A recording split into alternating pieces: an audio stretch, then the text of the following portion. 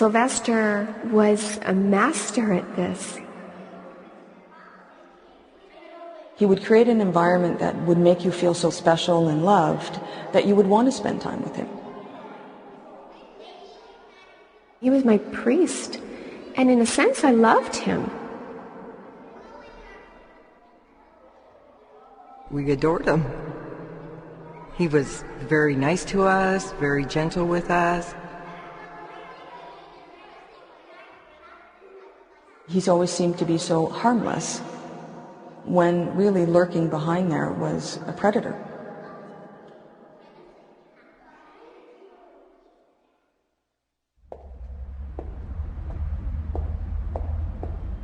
My shame was that I was involved in something so terrible.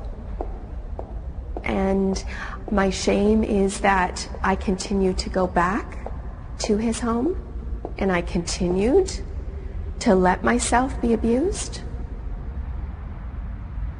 Why did I keep going back? Why didn't I know better?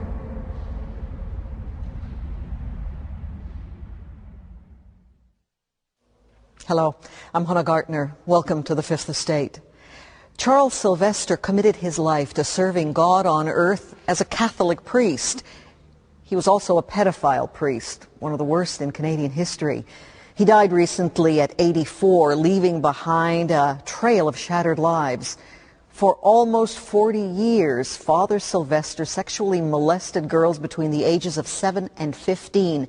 And for decades, he got away with it because the church kept silent, protecting its priest and its own public image. By covering up the crimes, the church allowed Father Sylvester to continue to preach good while committing evil.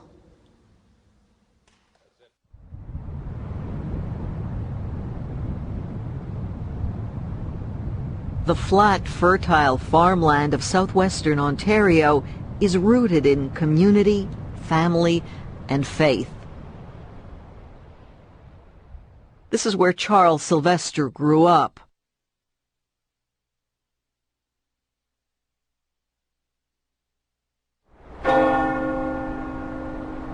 For him and most other devout Catholics, the heart of the community was the church, and the power of the priest was supreme.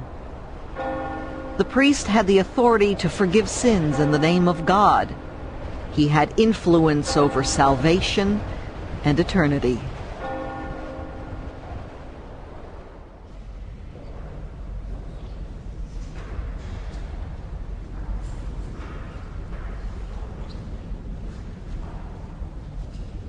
Being a priest was Charles Sylvester's calling. Ordained in London, Ontario in 1948, the 25-year-old got his first posting in Windsor. But soon there were problems. It seemed the priest's religious conviction was not as strong as his sexual appetite. The talk about Father Sylvester was that he liked little girls. Those rumors followed him to Bluewater, a small working-class suburb of Sarnia. It was the 50s, and Catholic kids were taught you don't talk about sex, and you do not criticize your priest. Because the priest is the closest thing to God. And never would they do anything wrong, you know. Irene Williams still remembers how she and her friends were so proud when they were picked to help the priest with little chores after Mass. To be picked was an honor, and your parents were proud of you that you were picked, you know, to go and do these things with Father Sylvester. You were one of the chosen. Yes, one of the chosen. That's how Father Sylvester groomed his victims, slowly, offering candy while inviting the girls to sit with him in his big leather chair. You sit on his lap, and he'd get you pop or candy, and he was patient. Yeah, he built that trust, and so when he put his hands inside my blouse, And I just, sort of, move away a bit, a little bit uncomfortable, and you think, oh no, I'm imagining things, so you just let it go. After all, this was a man who was supposed to have a special relationship with God. That's why Irene Williams and so many other little girls climbed up so willingly onto Father Sylvester's lap. But for some, the kissing and fondling would eventually escalate to masturbation and digital penetration.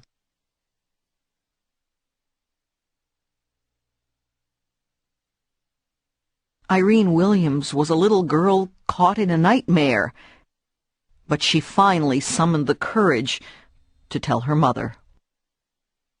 My mother had said to be quiet. There's no way you talk against a priest, and the shame of you having a daughter molested by a priest. They don't want the neighbors to know about that. Irene's mother may have been worried about what the neighbors thought, but her older sister was more interested in Irene's welfare. She went straight to the police. They interviewed Irene. Even though the investigation went nowhere, the gossip spread like wildfire, and it wasn't long before Father Sylvester was gone. That was 1962.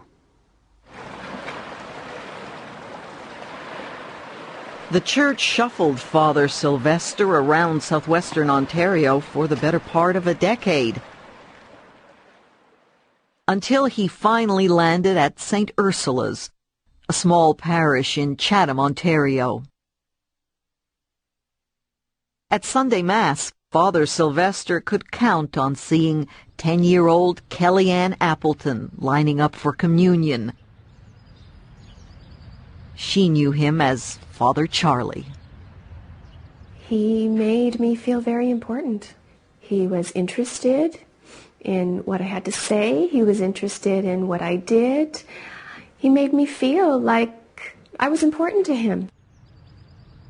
Father Sylvester had a way of making the perverse appear innocent. He would ask me to sit on his lap and often offer candy. The one specific thing that stands out so much to me was the day that he asked me to sit on his lap, and I did. And he put his hands down my pants inside my underwear, and he penetrated me with his finger. And that was the day that I knew I could never go back. It was only after she found out that her little sister was also going to visit Father Sylvester that Kellyanne finally told her parents. I just got hysterical and started screaming, crying, "Don't let her go, don't let her go." What was their reaction? Do you remember? They were furious, angry, very supportive. They believed me. Her parents did consult a family friend, a priest. He thought Kellyanne seemed okay and advised them not to report Father Sylvester to the bishop. So my parents at that point made a decision that they didn't want me to be put through anything else. And believing what he said, they made a decision to not tell. And if we don't talk about it anymore, it'll go away. Exactly. And I seemed fine, so they didn't talk about it anymore. At school, Kellyanne did her best to stay away from the priest the older girls called Father Feeler and Sylvester the molester. They told me to stay away from him.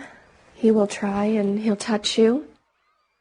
And of course at that time I knew what he had done to me earlier, so I was afraid of him. And I tried to stay away, but somehow he would sneak up behind you and put his hands on my breasts and fondle my breasts. This is a schoolyard. Wasn't there a monitor? Wasn't there a teacher? Wasn't there... Exactly.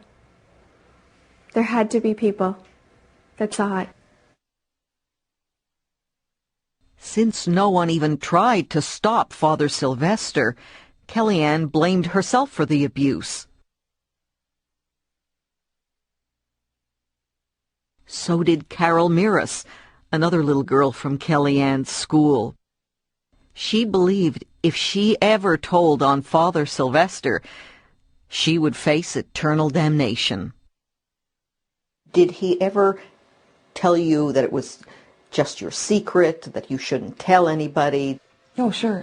Yeah. I mean, it always was that if you say these things about me, then your parents will go to hell, you'll go to hell, and, you know, things will happen to your brother as well. You believed this? Yeah. I had to keep the secret. I was afraid. I was horrified.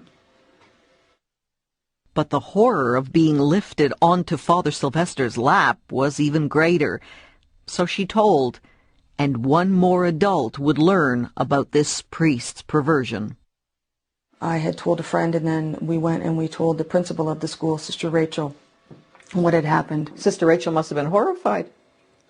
She didn't say very much. She said it was an awful thing, and she said that she would take care of it, and she never spoke to me about it again.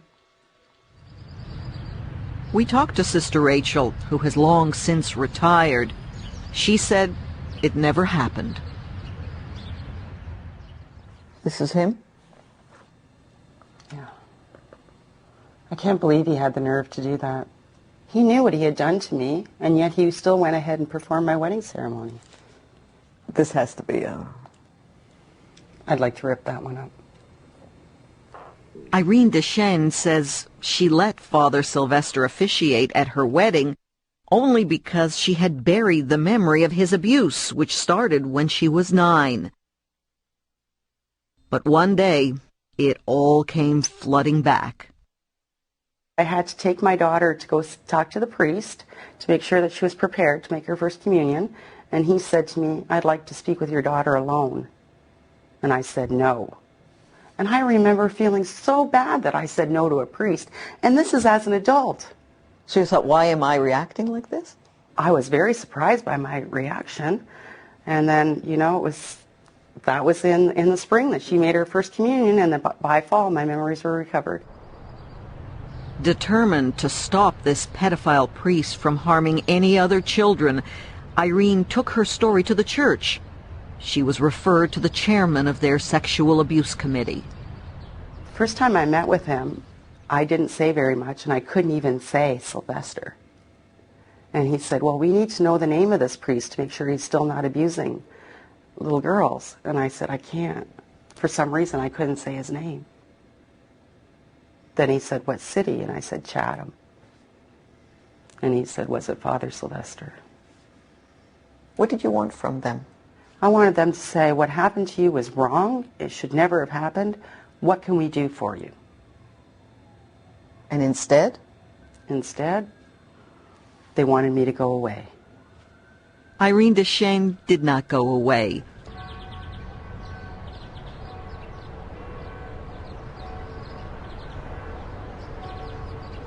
There is not enough prayer to wash away the sins committed by Father Charles Sylvester, one of Canada's worst pedophile priests.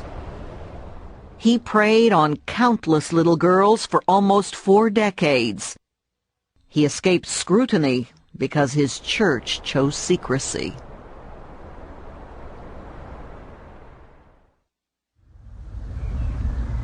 Complaints about Father Sylvester go back to the 1950s, but they never went very far, until 3 years ago.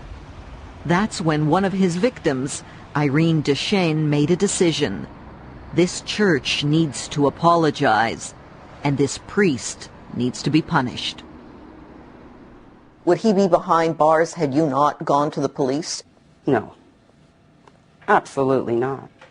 Absolutely not. He was still in active ministry after I came forward. He was still a priest. Irene Deschênes had already successfully sued the church for not protecting her from Sylvester's abuse, which started when she was 9. The London Diocese had paid her an out-of-court settlement of $100,000, but refused to admit any wrongdoing. Feeling that was too much like hush money, she went to police. Meanwhile, the detectives in Chatham, Ontario, had already heard from 2 other women who said Sylvester had abused them as children as well. That was enough to bring him in.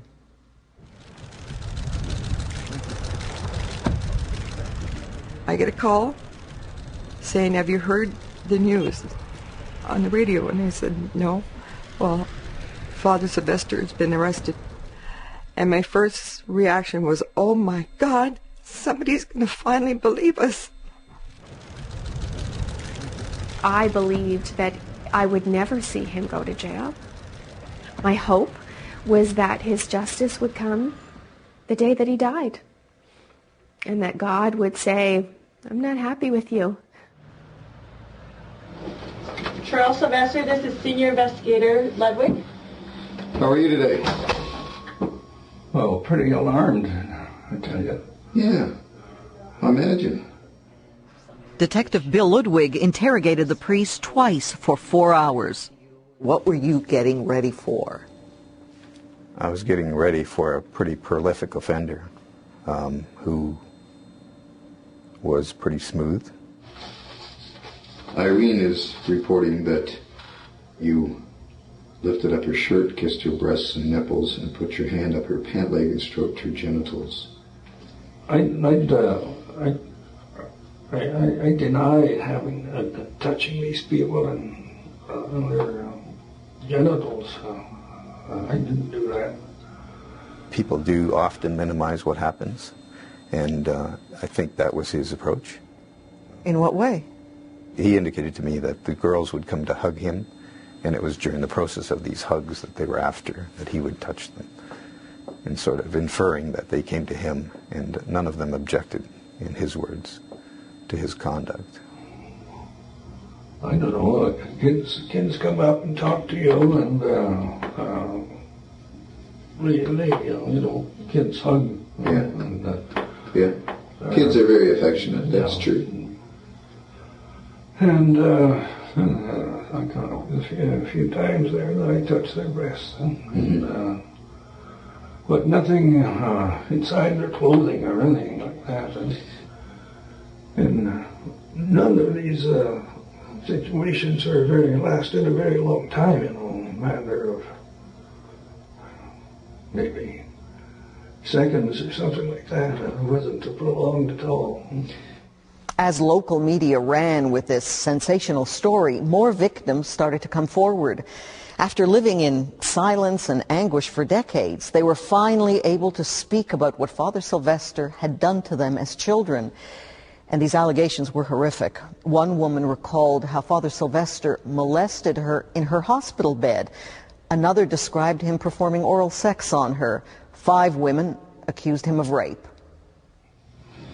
I've never heard such falsehoods, elaborate falsehoods. They've been coached, haven't they? I'm a little alarmed that there has been some serious allegations here by a number of girls that involve masturbation, fondling, digital penetration, intercourse, grooming. Intercourse. I never had intercourse. Was there digital penetration of any of these girls? No, because it didn't appeal to me. I'm still of the impression that I haven't heard a complete confession. Well, you want me to start crying and say, I did it. Police suspected Father Sylvester has molested hundreds of little girls. Every time the diocese moved him to another church, he was given access to a whole new group of young victims. Crown Attorney Paul Bailey. You assume that one of the safest places anywhere would be the church. Well, it's even worse than that, Hannah, because these little girls, some of them were in their classroom where they're required by law to be. So the teachers, or the parents send them to the classroom. The priest shows up and says, you, and you, come with me. And out they go, either ostensibly to be interviewed to see if they're ready for confirmation or to fold bulletins, and then they're sexually molested. So where is a safe spot for them? If a child can't be safe in their own classroom, where is a safe spot for a child? The truth was becoming painfully clear. Sylvester could have been stopped 40 years ago. Remember Irene Williams? Police interviewed her in 1962. Retired Sarnia detective Donald MacDonald recalls how Father Sylvester got away. I was in the cruiser and I got a radio message to proceed to the Catholic Church in Bluewater regarding Father Sylvester and molesting young girls. And I met the priest in charge there. I don't remember his name. And he said, well, he's gone. Gone back to Quebec. And you won't get him back here. Well, I guess he was right. Because we didn't get him back. John Cody, the bishop at the time, had Sylvester removed before police could question him. Were you made aware by other church officials about Sarnia police making inquiries? Oh, yeah. Mm-hmm. Who made you aware of that? The bishop. And what did that bishop say to you? Well, he just advised me of the complaints that had been made, and that he was, he thought it would be a good thing for me to take a few months off. His treatment was surprisingly simple. Pray more. Pray more. But was there other more practical advice they gave you? Not much there, no. No? No.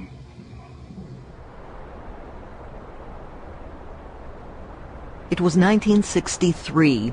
Father Sylvester returned to the London diocese and was assigned to a new parish. But prayer, it seems, was not curbing the priest's desire for sex with girls. Sylvester continued molesting with impunity for 23 more years. When Chatham police began investigating in 2003, they knew there must be a lot more victims out there who had been keeping their secret for decades. Looking for leads, police ordered up Sylvester's personnel file, but the church was not cooperative, according to lead investigator George Flickward. We wanted to know if there was any other women or children that had disclosed, and that might be in his personnel file. We eventually received part of a file. You say eventually in quotation marks, I'm hearing your voice? Yeah, we didn't feel that we had his whole personnel records. And that file had to be extracted from them? Yes. And what they finally ended up with was very thin, according to the Crown Attorney. We were suspicious right from the beginning that this cannot be the complete file. And so I was left wondering, you know, does the church they just don't keep records? And if so, why not? What investigators did manage to find out was that the diocese had sent Father Sylvester away to treat his pedophilia more than once. In 1989, he went to a facility in Michigan. Then in 92, to a treatment center north of Toronto. And what was the purpose of that visit? Well, counseling and stuff like that, you know. And the bishop asked me to go, and I said, okay. Relating to what? Well, acting out with the kids, that was the accusation. Kellyanne Appleton accuses her church of not only betraying her, but also abandoning other wounded children while protecting the priest. I believe that there is a brotherhood, that they protect each other. But at this point in my life, if I lose that faith, if I lose my church because of this, it's another thing that Sylvester has taken from me.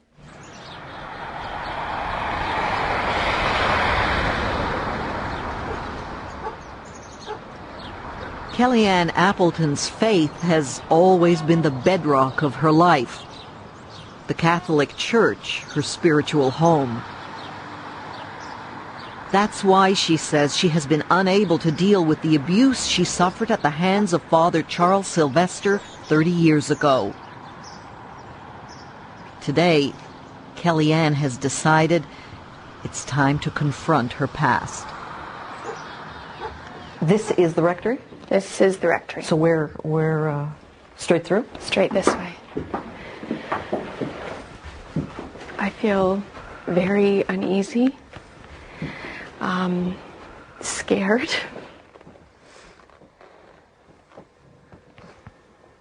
I don't remember the fireplace. I don't know if the fireplace was here, but I remember a chair there. His chair? Yeah, his chair. Remember the last time you were here? The day where the worst abuse took place, and I never came back after that day. So that was the last time I was here. Oh, so I'm sorry. This is... Come. I didn't realize it would affect me like this. So come. Are you okay in here? Yeah. I've been in meetings in here, so I'm okay in here. You knew you were going to come here today. You were not prepared for this at all? I feel like I'm getting stronger, and I pretend that I'm getting stronger, and then I come into this situation and fall apart. 30 years and you walk in here and it's as if you're that little girl again? Feels like yesterday. As I stood in there, I felt like a little 9-year-old girl. Frozen like I felt that day. Oh, I didn't expect to react like that. This is just one healing step in putting Father Sylvester behind her. Putting him behind bars would be another. I honestly believe in some cases it might have been more charitable for Father Sylvester to put a gun to their head and pull the trigger than to do what he did. The lawyer who made it his mission to help Sylvester's victims was Crown Attorney Paul Bailey. This has become a crusade for you. Is advocacy part of your role as a Crown prosecutor? I don't know if crusade is the right word. I have become very powerfully motivated to prevent this from ever happening again, and I think the reason for that is that I have touched the pain of the victims. I'm more emotional than I thought I would be. Please excuse me. What happened is they were forced to live somebody else's life, and it was a life characterized by shame and guilt and extreme anxiety and fear and the inability to trust, the inability to have an intimate relationship with your spouse. So they were deprived of their life. He wanted a conviction. But Father Sylvester was now 83 and in failing health. The fear was he would not make it to trial. Get out of my way. You too. So the Crown dropped the more serious allegations of rape and struck a plea bargain.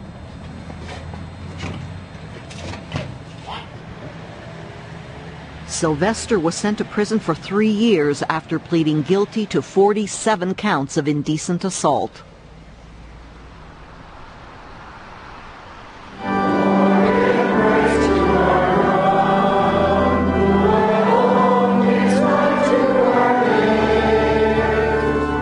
In an effort to make amends, the head of the London diocese said Mass at St. Ursula's, the parish where Father Sylvester committed most of his crimes.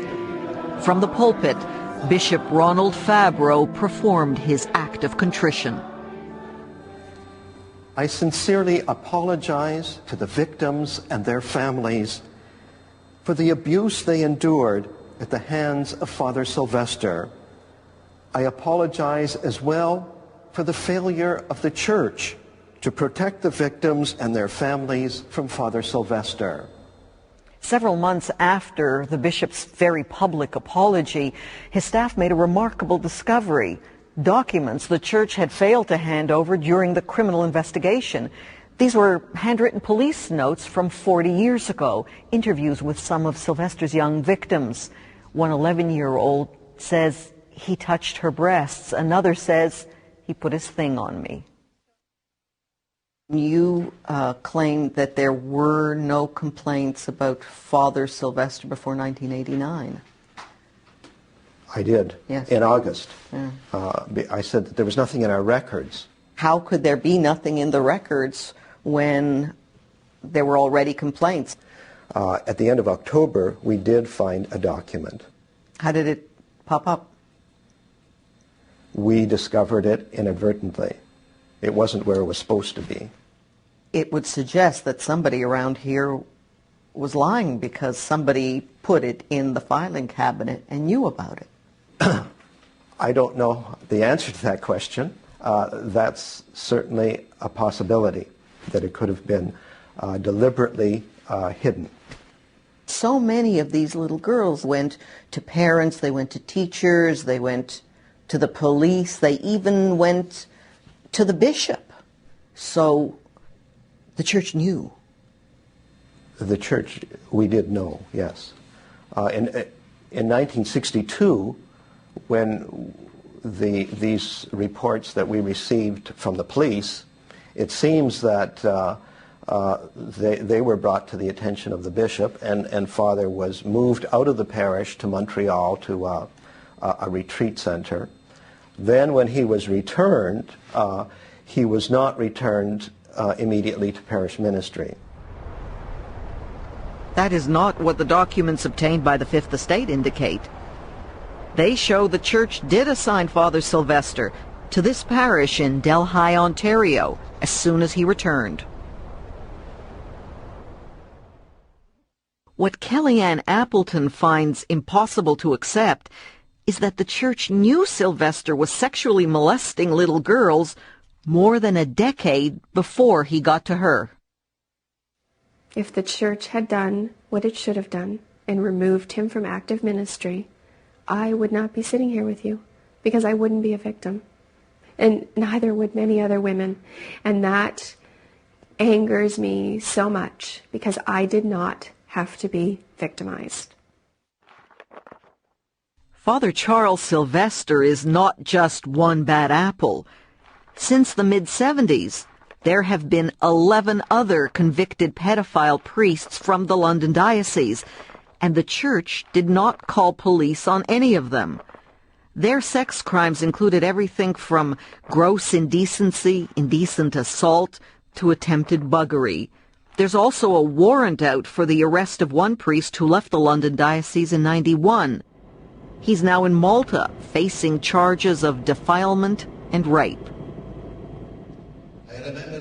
Pedophile priests are a problem throughout the church and a stated priority for the Canadian Conference of Catholic Bishops. It published a sex abuse policy 15 years ago. Winnipeg's Archbishop James Weisgerber headed up the most recent review. How many priests have been convicted of sex crimes against children in this country? Actually, I really don't know. I suspect we could look at the RCMP abuse register, and we would have. And I have never done that. But I don't understand, as vice chair of the task force reviewing recommendations, how you would possibly not know these numbers in order to study what the problem is and figure out ways how to fix it. Well, certainly from the anecdotal evidence from the bishops as we discuss things, it's clear that it isn't an epidemic or anything like that. It's a very small number.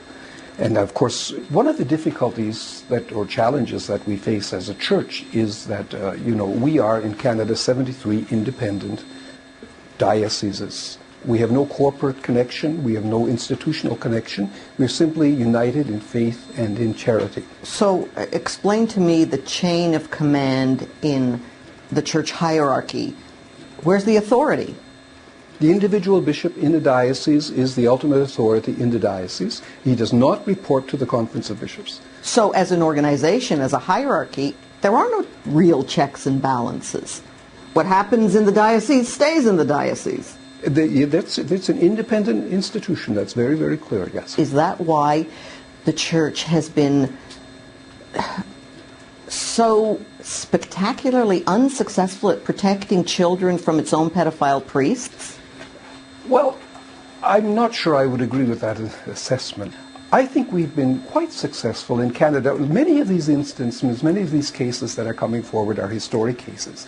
And people dealt with this whole question in a very different way up to about the mid-1980s. There was a kind of a cultural way in which authority was looked on in a very different way than it is today. I've never told an archbishop that this is a cop-out, but to some degree it is. You have told me yourself you're held to a higher standard. You represent a greater moral authority, and you can compare yourself culturally to other organizations on how you handle it.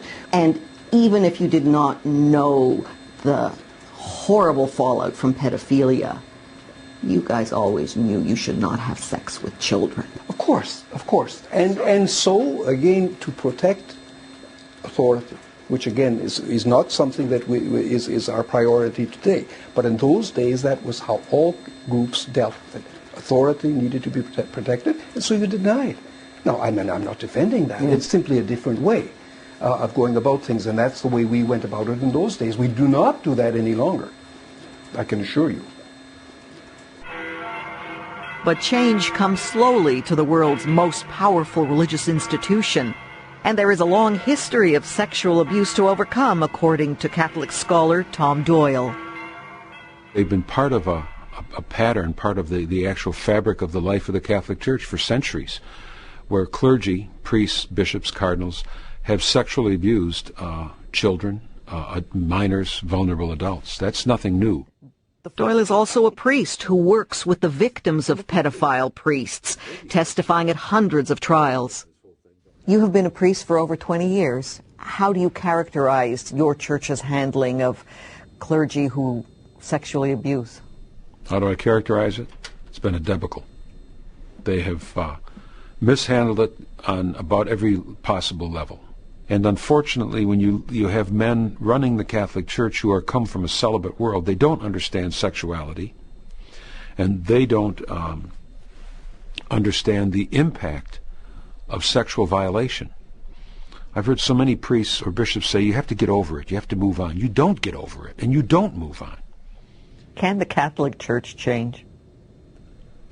The Church can change because the Church is the people. Can the governmental system change? Only if it's forced to, but I don't think you're going to see a great deal of change in our era that's really going to be radical the way it should be in response to this type of situation. There's still a massive amount of defensiveness. At present, the Diocese of London is defending itself against some 41 civil lawsuits from Father Sylvester's victims. They say this is not about money, it's about justice. If the only way that I can get the church to make a real change in their policies and in the culture of what I feel in this case was hide it under the carpet, sweep it under the carpet, then, that's what I have to do. People view it as, oh, look, they're just trying to get money, but in order to affect change in any corporation, what they listen to is their finances. So if you start going after someone's finances, then they start to sit up and pay attention. If we demand accountability from our priests, then they will have to be accountable to us. Kellyanne Appleton has joined a group of Catholics demanding reforms, like open confessionals and rules that prohibit children from being alone with a priest in the rectory. Priests will not be able to get away with saying, well, that's not the way I want to do it in my church. Well, too bad. It's not your church. It's our church. And this is what we want. God is great, and God is good, and we thank Him for our food. By His hand must all be fed. Give us, Lord, our daily bread. Amen. Kellyanne has traveled a long way in coming to terms with her abuse, her church, and her faith. This is the church I was married in. All of my children were baptized in a Catholic church. My children go to Catholic schools. I am a Catholic school teacher. The Catholic faith has been such a part of who I am. I can't look back and say, forget everything you've read, forget everything you've learned, forget everything you've heard, forget all the support that you haven't had, and just go back to the way life used to be in the church. Are you turning your back on the church? I feel so ashamed right now to be a Catholic and so embarrassed of my church that I question myself, why do I stay? For 40 years it has been a part of who I am, and walking away is not an easy thing. But today, I'm turning my back on the church.